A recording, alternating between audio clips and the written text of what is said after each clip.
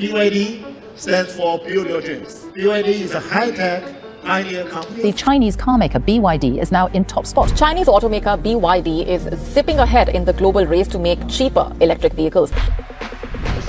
On September 14th, 2025, at a test track in Papenburg, Germany, a Chinese-built electric car driven by a German racing specialist named Mark Basseng hit 496.22 kilometers per hour, becoming the fastest production car ever built on the planet. Faster than every Bugatti, every Ferrari, every Lamborghini in history. And it did it running on batteries, not gasoline. The car was BYD's Yangwang U9 Extreme, and it wasn't a one-off stunt.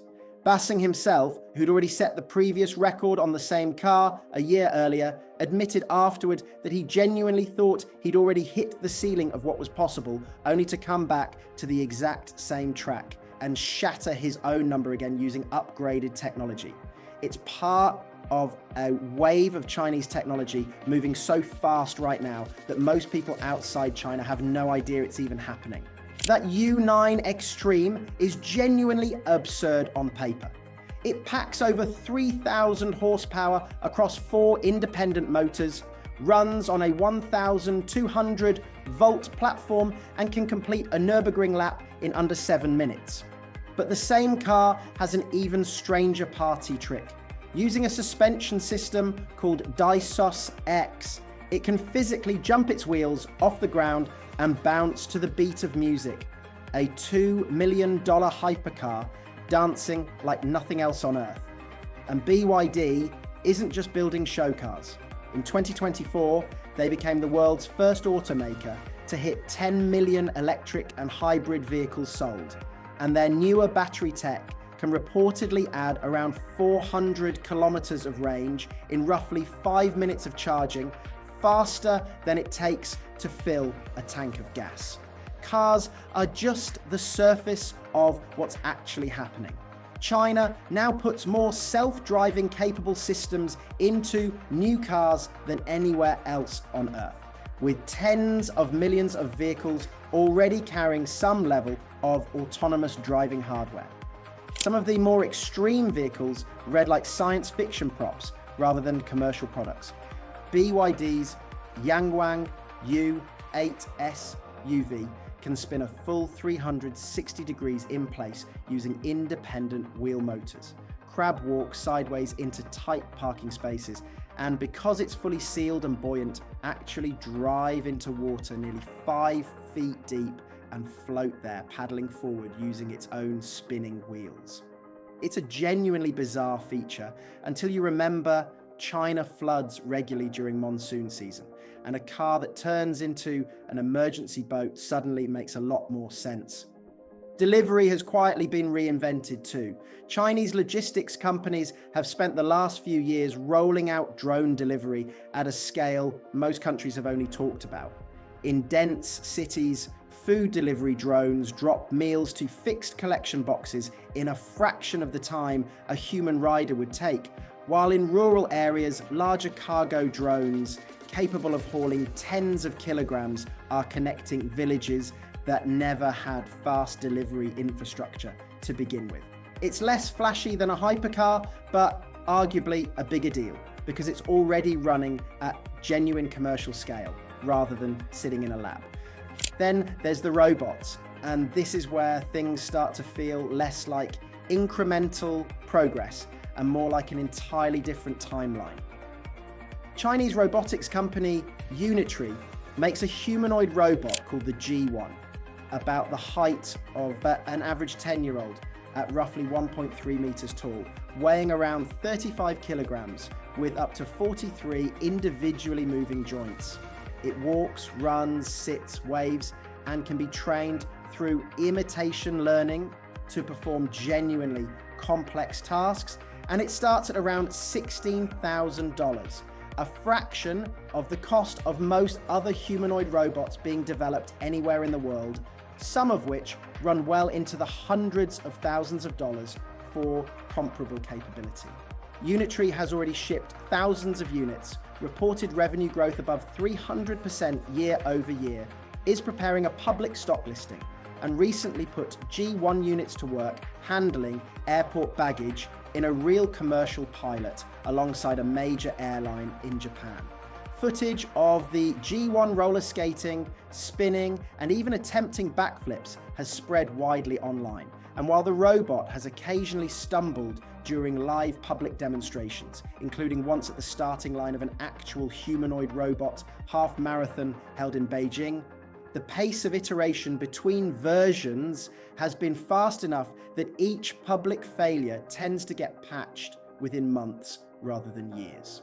The company also builds robot dogs capable of running at several meters per second, doing backflips, climbing obstacles, and responding to natural voice commands. Technology serious enough that versions of it are already being tested by police and military units in multiple countries, not just shown off at trade shows. China has also pushed the humanoid idea somewhere stranger, building androids designed to look convincingly human with realistic skin, blinking eyes, and dozens of independent facial expressions. Chinese firms building these lifelike robots have created working models of historical figures like Einstein and Hawking that can hold conversations and tell their own life stories. And they are already appearing in museums, hotels, and government offices, not as one-off demos, but as a small, growing, ordinary category of public-facing technology. Public infrastructure has gone through its own transformation. Major Chinese airports now run large portions of check-in, baggage drop, and security using facial recognition, letting some travelers move from arrival to boarding gate in barely more than a few seconds per checkpoint without speaking to a single staff member. Some of the busiest hubs in the country have installed hundreds of biometric checkpoints and automated gates in a single terminal, meaning a passenger can walk from the front door of the airport to the boarding gate, having handed their passport to precisely nobody along the way, with cameras and sensors quietly handling every step of a process that used to require half a dozen separate human interactions. Chinese high-speed rail has pushed even further into the genuinely futuristic with magnetic levitation trains, floating above the track using magnetic force rather than touching it directly, reaching test speeds well over 600 kilometers per hour, faster than a typical commercial jet during takeoff, a speed that could theoretically cut the journey between Beijing and Shanghai down to a couple of hours, turning what used to be an overnight trip into something closer to a long lunch break. Payment has quietly gone even further past your phone.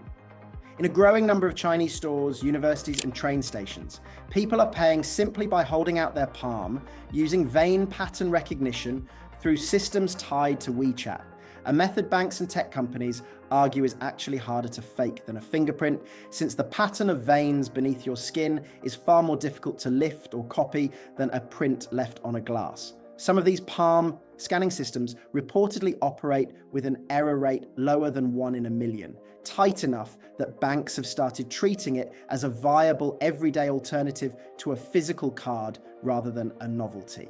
It sounds like something out of a spy film, and it's already sitting quietly in ordinary daily use for millions of people, to the point where students at some universities can walk into a canteen, hold out their hand over a scanner, and walk out with lunch, having touched nothing but their own tray the entire time.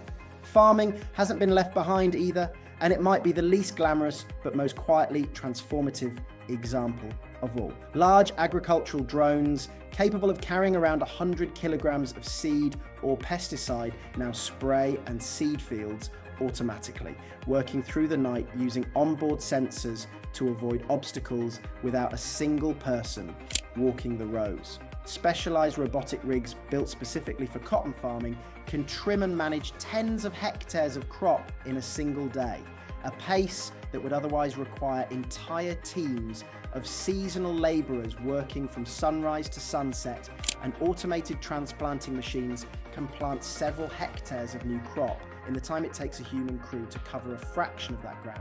It's not the kind of technology that ends up on a highlight reel next to a dancing supercar, but in terms of how many ordinary lives it touches every single day, it may end up mattering more than any single robot or record-breaking hypercar on this entire list. None of this is happening in isolation either. Beijing has started mandating AI education for school children as young as 6, building a generation that will grow up treating machine learning the way earlier generations treated basic arithmetic. Meanwhile, autonomous mining trucks the size of small buildings haul tens of tons of material with nobody behind the wheel.